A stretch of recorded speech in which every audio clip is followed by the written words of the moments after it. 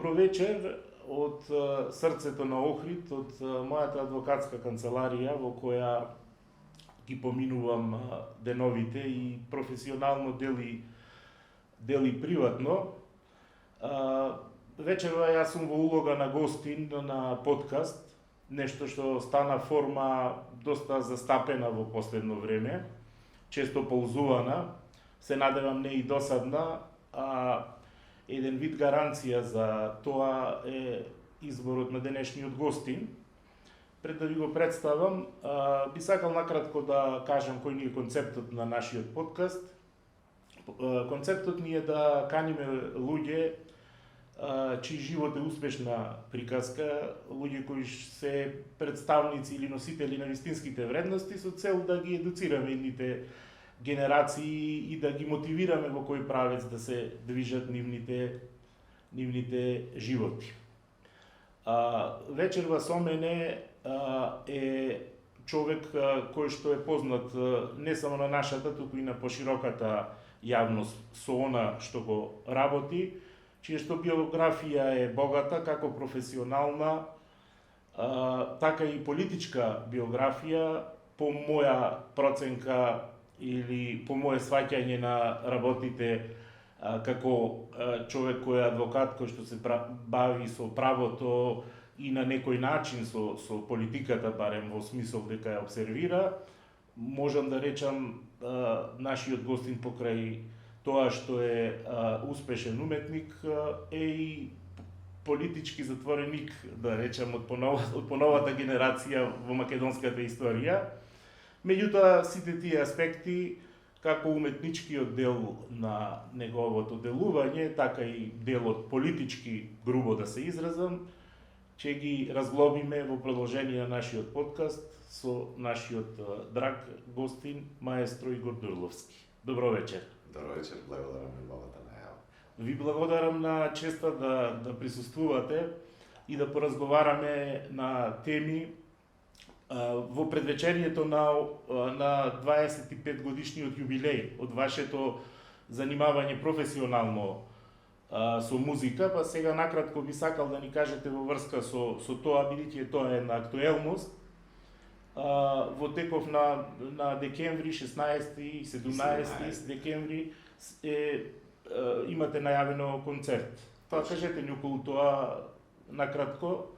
Сакавме генерално да направиме, да заокружиме. Во принцип, и јас и сопругата не сме луѓе кои што многу често тие јубилеи ги практикуваат. Значи, за прв пат, обично кај нас уметниците често се слави 10, 15, 20 години. Так. Ние баш одбравме еден така убав 25 четврт век, да не речем, работа на сцена и се одлучивме за концерт во кој што има симфониски оркестар, има македонска музика, изворот е македонскиот фолклор, односно македонските староградски песни, а се направени баш за симфониски оркестар и за оперско пење, така да вклучуваме некаква симбиоза од тие работи кои што ни се преплетували на двајцата во животот, да не речеме љубовта кон Македонија и љубовта кон уметноста. Два концерти ќе видат, аранжманите се на Сони Петровски, еден од нашите најпознати, најдобри композитори. Диригентската палка е Имана Спасовска, млада, многу надежна диригентка, која што сум убеден дека ќе биде големо име не само на македонската сцена, туку и надвор, која што во моментов и е на постдипломски студии во Соединетите Американски држави. И режисер е Дејан Прошев на настанот. Така да ние веќе 16 и 17 се и двата концерти веќе распродадени, така да за жал немаме можност за уште еден концерт. Немаме термин во Македонска опера и балет до крајот на годината, така да остануваме на овие два концерти и верувам дека публиката која што до сега си обезбеди билети дека ќе ужива во истите. Меѓутоа првично беше предвиден еден термин на 17 на 17 беше. 16 е практично изнуден од интересот. Вториот концерт е на 16, имавме уште еден термин кој што требаше да биде за генерална проба. Ние одлучивме генералната да ја префрлиме наутро на 16, така да вечерта 16 сега ќе биде вториот, односно првиот концерт, а на 17 втората изведба, односно првото ќе биде како некоја, да речеме, предпремиера, а второто како премиера. Така. Една работа од месец октомври, која што ја паметам, бидејќи се случи на мојот роден ден, на 28 октомври, тоа беше вашиот настап во Виена со Македонската филхармонија. Па, јас ги видов впечатоците какви се, како на општата, така и на стручната, да речем, јавност од таа област. Меѓутоа, кој е вашиот впечаток, како помина тоа и како не доживеа таму, односно преку вас, како доживеа нашата култура? Многу често знаеме да го користиме терминот културна дипломатија, но ова навистина беше тоа. Јас имав малку страв како ќе пројдат македонските песни, затоа што ова истиот програм кој што го пееме со сопругата на 16-17 декември, дел од тој програм беше исто изведуван вечерта во Музикверајн во Златната сала во Виена. Поводот таму беше, мислам, 80 години Македонска филхармонија. Така. И еден одличен повод за една таква институција, така. Нашата, ако не се лажам, мислам дека е најстарата музичка институција од музичката култура. Македонска опера и балет, мислам дека идната година ќе има јубилеј. Приемот кај публиката беше неверојатен, иако јас почнав да го кажам тоа дека имав малку страв како ќе пројде, затоа што композициите ги пееме на македонски јазик, колку луѓето тоа ќе го разберат, колку ќе биде сето тоа добро пренесено од публиката, но 2000-та публика беше навистина фасцинирана, посебно мислам од македонскиот фолклор, затоа што поголемиот дел од композициите беа во неправилни тактови, реагираше бурно, имаше 10-минутен аплауз после концертот. Критиките беа одлични.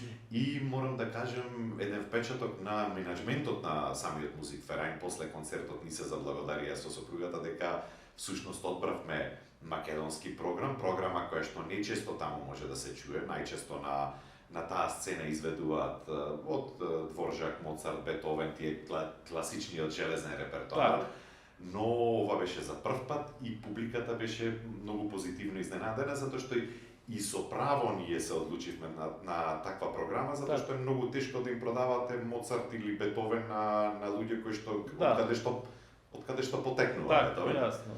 И впечатоците и на критичката јавна, односно и на критиката и на публиката беа прекрасни. Музичарите, јас имав можност додека изведувавме да погледнам и дел од музичарите, дел од нив има и солзи на очите од преголемата возбуда, затоа што навистина се работи можеби за најголемата институција, најпознатата концертна сала во светот. И предпоставувам имаше некоја синергија со публиката која е едуцирана на темата, да речем, има високо ниво на музичка култура.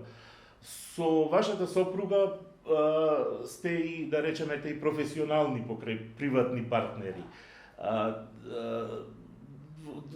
Предпоставувам, ви се испреплетуваат приватниот и професионалниот живот. Јубилеот е заеднички, така? Заеднички, дебитиравме и двајцата во иста година. Така. Само во различни месеци. Јас дебитирав со Боеми од Пучини. Така. На мајски оперски вечери, таа дебитираше некои 5-6 месеци после тоа и таму всушност и започна нашата врска. Тоа беше моја втора премиера, нејзина прва, Лучија ди Ламермур.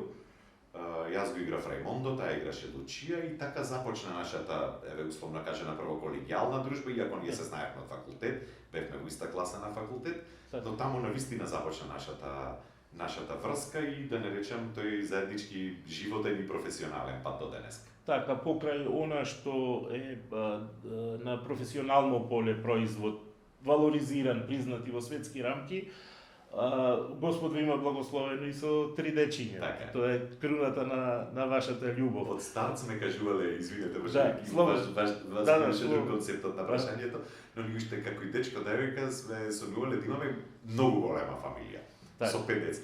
Но некако склоп на околности бе дека 3 деца ни беа родени во 2 години. Имаме двајца близнаци, помалите се машко и девојче. Близнаци Лука и Софија, Максим е постариот, тој е 17 години, во 2 години имавме всушност како тројка. Така. И двајцата градевме паралелно оперска кариера. И гледајќи колку всушност е тешко да се вистински да се посветите на децата, се одлучивме сепак дека тројка е многу убав број и дека е доволно за да имаме Јас се Една сеќавам, релативно голема фамилија. се сеќавам на еден повозрастен мој колега, покоен е сега, тој секогаш зборуваше дека беше успешен и во занаетот и на многу полиња беше успешен и неговата теза беше секогаш дека најтешка улога, најтешка работа која што ја постигнал во животот е тоа да биде добар родител. Во смисол дека родителот има обврска да биде пример и за децата, но и за другите. Дали ви беше вама тешко паралелно да сте родители, предпоставувам во добар дел од времето надвор од Македонија, каде што немате помош, немате логистика од баби, дедовци, она што е вообичаено, и паралелно да развивате кариерата? Тоа беше и најтешкиот дел, затоа што во тој период кога ние најмногу и творевме, беше период кога децата ни беа многу мали.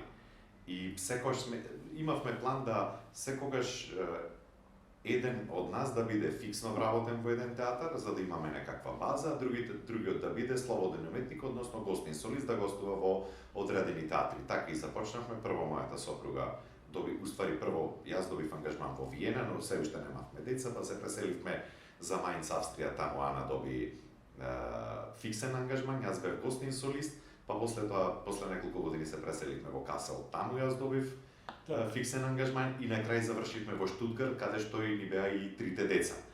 И многу често се случувало да има тешки моменти, односно еден да е на еден континент, друг да е на друг континент, децата да се на трето место, но тоа били инциденти кога нашите баби и дедовци можеле да помогнат, затоа што и тие беа вработени тука во Македонија, така да не го имавме луксузот што има други родители тука во Македонија да бидат многу често и со помогнати од нивните родители, односно од бабите и дедовците, но сето тоа ве прави и посилни и ве прави да бидете поврзани со вашите деца, така да многу често сме ги носеле, Ана ќе ги земела близнаците на едно место, јас поголемиот син ќе го земев на друго место како 5-6 годишно дете, па седел со мене во гримјорна, па ќе одев на сцена, па ме гледа отстрани, имало интересни моменти. Значи, децата на некој начин ете може би растеле и покрај израснале во театар. Во театар. Имаат ли афинитети? Не. За жал или за среќа, нема, може би двајца музичари, уметници се доволно во едно семејство, но сите тројца се музички подковани, сите тројца оделе одреден период нижо музичко училиште, клавир свират сите тројца, чисто за општа култура. Ние не ги форсиравме, гледавме дека немаат интерес за сериозно да се занимаваат со музика, односно со уметност, и не ги форсиравме, чисто да имаат за една општа култура, познавање на инструмент, многу убаво пеат сите тројца, но не се професионално образовани. Јасно. Може би навистина е доволно двајца уметници во едно семејство. Да. Би сакал сега да се потсетам на еден момент од вашата биографија, што вака малку е нетипичен, барем за нашата пракса. Јас со годините не стојам баш добро, меѓутоа мислам дека некаде 2020 вие бевте избран за пратеник на 2020 на предпоследните парламентарни избори. И тогаш после многу краток период, после неколку месеци, 2-3 месеци беше, самиот си дадовте оставка. За таков случај не знам, овде примерите се поинакви. Луѓето кога ќе стават нога таму, обично гледаат до крајни граници да го искористат тој мандат, па да избоксуваат наредени така натаму. Така генерално очигледно се сваќа политичкиот ангажман. Вие во политиката влеговте како човек реализиран во сопствениот примарен занаед. Како ја донесовте одлуката да влезете во политика и уште повеќе како ја донесовте одлуката да излезете од тоа активно, да речем, занимавање во смисол на пратеничка функција? Моето влегување во политиката беше навистина спонтано. Тоа беше следна околности после 2017-2018, дојде 2020 и влегов за да помогнам. Точно во таа кампања, една од главните мои тези или работи кои што ги зборував со луѓето на терен, беше ослободување на луѓето 27 април.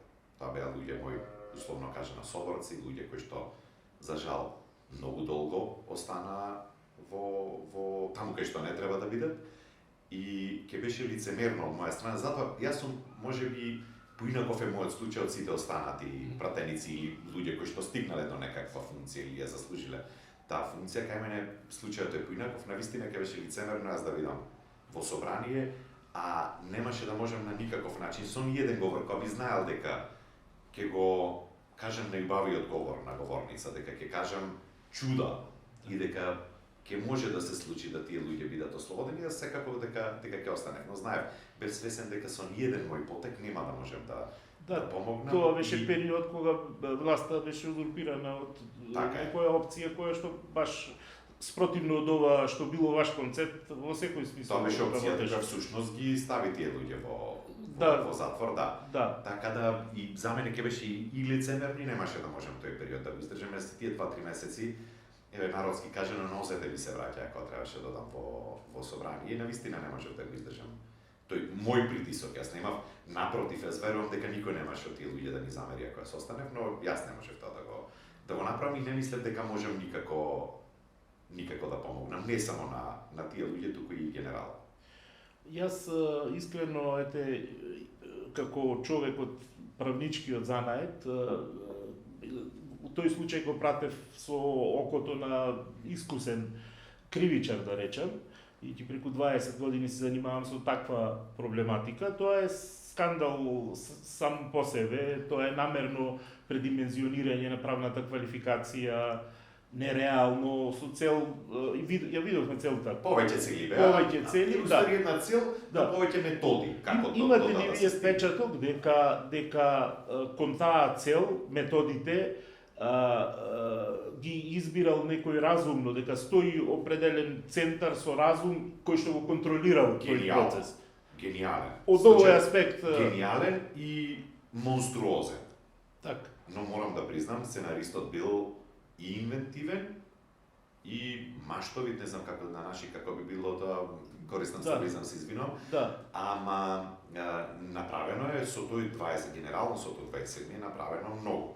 Од една страна, ова се тези кои што и други луѓе ги кажале, но јас потполно се слажам.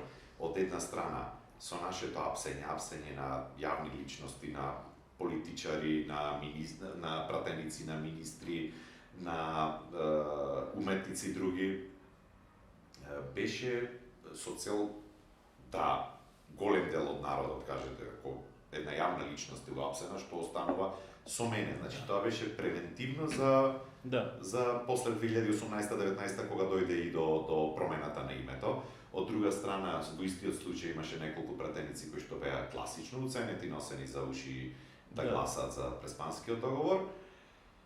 И на тој начин од повеќе аспекти се гледа дека сценариото е одлично. Трета работа е, мислам дека без 27 април немаше да има начин како да се формира влада од страна на СДС и ДУИ. Тоа е третата работа, односно трета точка со која што се склопува мозаикот, кому тоа му беше од интерес и зошто беше направено. Така да гениално, монструозно, меѓутоа секогаш за тој што го со ова сознание кој го имате денес после протокот на време, дали би постапиле исто? Многу често разговарам и со сопругата дома и со моите пријатели. Значи, јас навистина влегов во целата работа искрено. Ако треба и денес да се кога би се вратило времето, би го направил истото. Иако морам да кажам дека имаше кај мене едно патешествие од околу година и нешто, вклучувајќи го и притворот, домашниот притвор и страшното судење кое што беше неколку месеци, но беше од понеделник до петок, од наутро до навечер, тој сериозен притисок. Тоа е спротивно на сите стандарди, значи ние да речам занатски вака сме го коментирале, повреда на правото на одбрана, целодневни судења.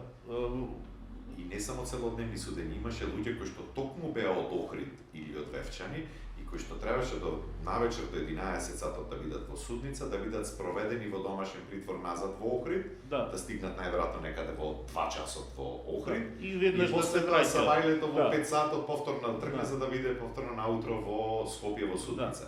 Тоа беше на вистина од денешен аспект кога гледам, можеби самиот организам прави некаков одбранбен механизам да гледате малку и како да кажам, не толку страшно на наставните, Да, но беше сериозно тежок период, сериозен притисок беше извршен и кон нас, но и кон јавноста, која што реагираше после тој така како што реагираше.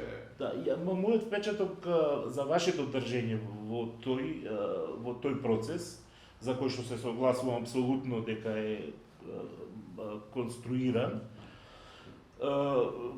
покрај тоа што беше достоинствено, јас една сцена паметам на ваше носење во судница и кај што... Да, тоа беше тоа беше, мислам дека првото, ако не се лажам, мислам дека беше првиот исказ. Не сум сигурен, да, ама видов многу камери. Да. И едноставно не сакав да покажам воопшто слабо, затоа што кога не се чувствувате виновен, кога знаете дека стои држава позади цел тој, дека е политички прогон, едноставно вие сте свесни дека имате работа со еден цел систем кој што е против вас, но било какво покажување на слабост ќе го сметав за моја слабост, мој неуспех.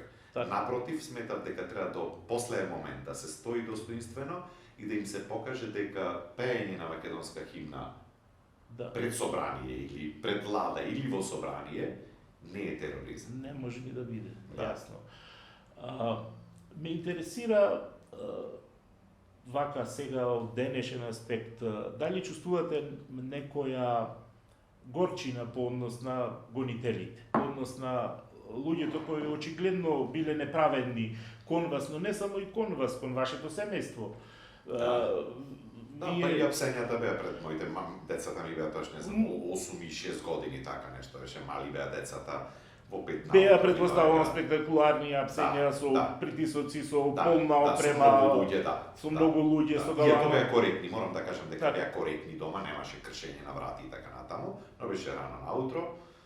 Истовремено имаше и на мојата битолска адреса кај моите родители, татко ми веќе починат, и таму направија сериозен стрес, претреси и така натаму, иако јас не живеев таму, да.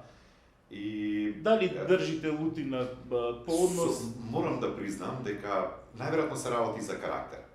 Кога разговараме со сопругата, имам чувство дека низината лутина се уште на исто ниво како и пред 4-5 години, затоа што таа ги доживуваше работите поинаку, таа ги гледаше луѓето околу нас како реагираат. Јас бев на едно место, многу често кажуваме, се шегуваме на службен пат, јас не ги гледав, не го гледав односот од колегите кон неа, не го гледав односот од бившите пријатели, од роднини кои што се случуваше да им вртат глава, претпоставувам, луѓе кои што веројатно сте живеели, можеби сте им помогнале. Како се однесуваат денес тие исти? Па многу луѓе се обидуваат да бидат повторен дел од нашиот круг на пријатели, но ние принципијално си стоиме со луѓето кои што во нетешкото беа со нас и мислам дека единствено така треба мислам дека правилно сте избрали. Да се вратам на директното прашање, морам да кажам дека повторно можеби е некаков одбранен механизам. Имав период кога страшно многу имав гнев према луѓето кои што го организираат тој политички прогон, но со време тоа чувство ми се, не можам да кажам дека ги сакам, но сега не ги мразам. Така, тоа е сосем доволно, така од еден аспект христијански да кажам. Како човек од тебе, од правничкиот занает, мене ми беше особено така да речам скандалозно една изјава на Кацарска која ве судеше вас, која донесе ослободителна пресуда и при тоа не знам кому, веројатно себе си се извинуваше што морало да донесе ослободителна пресуда. Иако јас колку што сум запознат со вашиот случај конкретно, немаше друг избор освен да биде донесена ослободителна пресуда. Како го доживувате тоа?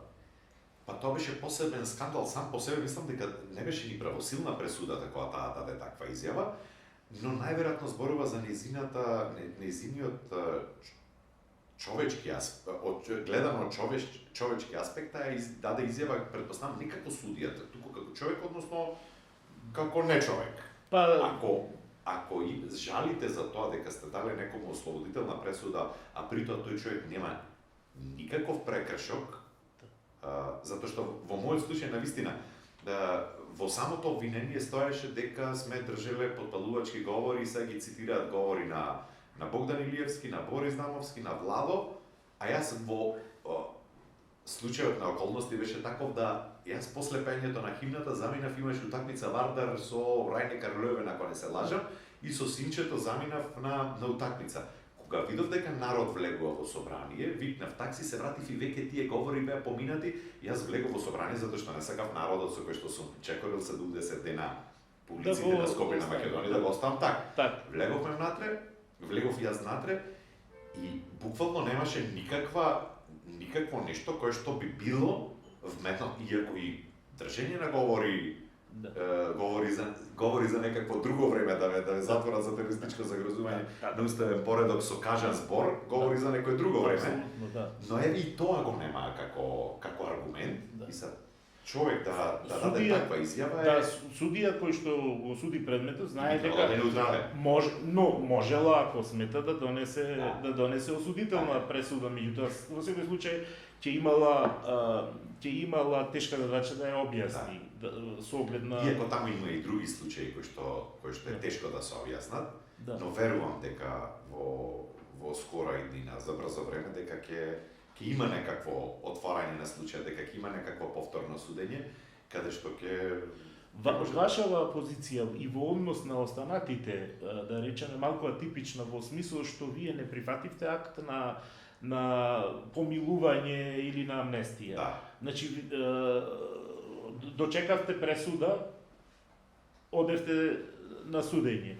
Нешто слично мене ми се случуваше, мислам да се разбереме, вашето е акт на сериозен патриотизам, меѓутоа и јас имав некакви прогони во кои што добив понуда, па дај признај вина, па да се заборави ова. Меѓутоа тежината на тоа да признаеш вина за нешто за кое што не си виновен е нешто што ќе го носиш цел живот. Вие добивте од таков каков што беше несовршен систем, добивте ослободителна пресуда и тоа е, претпоставувам, сатисфакција поголема. Меѓутоа се уште има луѓе таму внатре. Ете, се менуваат околностите во државата, се менуваат властите, луѓето се внатре. Се уште се внатре, аз колку што сум информиран, а мислам дека сум солидно информиран, дека во најскоро време ќе се превземаат мерки. Моделот не го знам, но навистина мора да се случи нешто, затоа што јас сум човек што бил дел од тој процес, сум гледал за што се работи, сум гледал со какви методи тие луѓе беа, на каков начин беа затварани и навистина мислам дека е редно време луѓето да видат што поскоро со своите најблиски. На некои форуми вака од правничката фела ние сме дискутирале кој би бил начинот тоа да се формално правно затвори, бидејќи факт е дека луѓето кои што лежат долгогодишни казни лежат за кривично дело кое што не го сториле, терористичко загрозување на уставниот поредок. Тоа тешка работа. Меѓутоа, од друга страна, имавме ситуации, практично јавно признание обвинителката Русковска даде за начинот на кој што се одвивало судењето. Јас во моето професионално работење од учесници во тој процес знам за ситуации каде што обвинители дури ги испитуваат, се пазарат, дај, слушај, кажи ова, кажи ова. Промени на искази и така натаму, да. Имавте тој тип вие притисоци? Немавте? Не, таков притисок немав. Так. Едноставно, притисок беше во смисол првиот исказ кај обвинителката, цело време алудира на тоа кои се политичарите со кои што сум имал комуникација. Јас навистина до 2015 година, кај мене навистина беше така, до средина на 2015 година ние живеевме преку 16 години во Австрија и во Германија. Значи јас се вратив точно многу краток период пред паѓањето на власта на ВМРО-ДПМН и навистина мојот круг на пријатели не бил дел од политиката и не сум се познавал со политичарите, а упорно не притиска да кажам со кого сум имал комуникација. Така да немав ништо да им кажам, немав што да им понудам, најверојатно и затоа немаше никакви. односно не бев ни пратеник, затоа што тука мојот глас не беше толку важен како на други одредени луѓе, затоа што во тој случај тројца од 5 пратеници гласа за промена на името. Јохан Тарчиловски и Лјупчо Димовски беа тие кои што не гласа за промена на името, така да имаше со кој да се пазарат во нашиот случај, јас не бев дел од тие. Така, тука може да речеме среќна околност. Да, среќна околност во несреќа, практично. Кажете ми за перспективите ваши професионални. Дали, освен она што е ваша сценска кариера, па и ваша и на вашата сопруга, дали сте размислувале во смисол на едукација на нови... Ние сме биле дел од факултетот за музичка уметност, јас 2017 точно токму после 27 април дадов оставка од ФМУ, затоа што навистина после тој настан сметав дека имаше и после тоа на социјални мрежи, јас бев прилично импулсивен, имав, како да кажем, можеби некогаш сум пишувал и посилно, односно по-екстремно отколку што би требало да, можеби сум требало да се контролира малку повеќе и чувствував некоја таква морална одговорност дека после тој настан не можам да продолжам да предавам на студентите. Си дадов оставка, мојата сопруга, мислам дека 2 години после тоа исто така си даде оставка. Имавме отворено една приватна Академија Дурловски за млади пеачи, имаме неколку деца со кои што, односно мојата сопруга е повеќе посветена таму, со кои што работиме, така да кога се сака се може и на поинакви начини, не мора да биде институционално, така да каде можеме помагаме. Имаме исто помлади колеги кои што понекогаш бараат некаков совет, да ги чуеме, да им кажеме што мислиме, работиме помалку со нив, така да не дека е тргната на страна, скроз тој не е дека е тргнат тој едукативен дел, но не се занимавам интензивно со тоа. Приватно што ве исполнува, што ве прави среќа? Па приватно, работа во двор. Се повторно се вративме во Сопиште, тоа е една населба во периферијата на Скопје. Таму имаме куќа, имаме двор и одржување на дворот, уживање во природата, тоа најмногу ме прави да мир, едноставно мир. Ние дома често знаеме да кажеме немаме средство за продуцирање на музика, да не речем, немаме систем, немаме аудио систем кој што би правил музика, затоа што многу често сме окружени од музика и кога сме дома сакаме да го имаме тој мир. Така. Јас се надевам дека младите гледачи ќе најдат една инспирација, еден добар пример во секоја смисла и дека ќе постигнеме некаква цел со овој наш подкаст, да речам. Ви благодарам на вашето гостување, на добрата мисла. Јас ви благодарам. Цело време, задоволството беше наше. Се надевам во иднина на некој друг начин ќе соработуваме. И јас се надам, секако дека ќе соработуваме и ви посакувам голем успех на подкастот. Верувам дека не само младите, дека сите ќе ве пратат, ќе ве гледат, а младите ќе носат заклучоци, односно ќе бидат инспирирани од вашите гости, затоа што верувам дека ќе имате и во иднина инспиративни гости и дека ќе направиме секој во својот домен колку можеме за истите тие млади луѓе да видат добар пример и да бидат добар пример за следните генерации. Тоа би било вака еден пристоен акт на патриотизам. Доволно е тоа да го направи човек. Ви благодарам уште еднаш. Благодарам ви вас. Ви благодарам на вниманието. Се гледаме за една недела со нови гости и нови инспиративни приказни. Добра ноќ.